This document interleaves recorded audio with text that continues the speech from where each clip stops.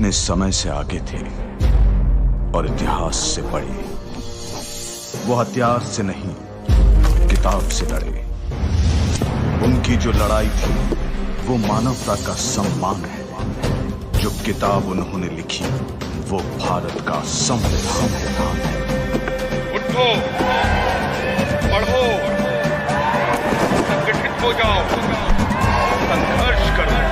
स्वतंत्रता को बल देता है, समता न्याय का फल देता है। जिसकी बदौलत भारत देश को मिला यहाँ सम्मान है।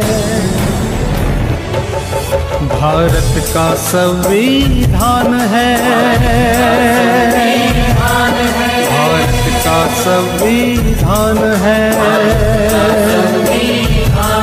भारत का संविधान है।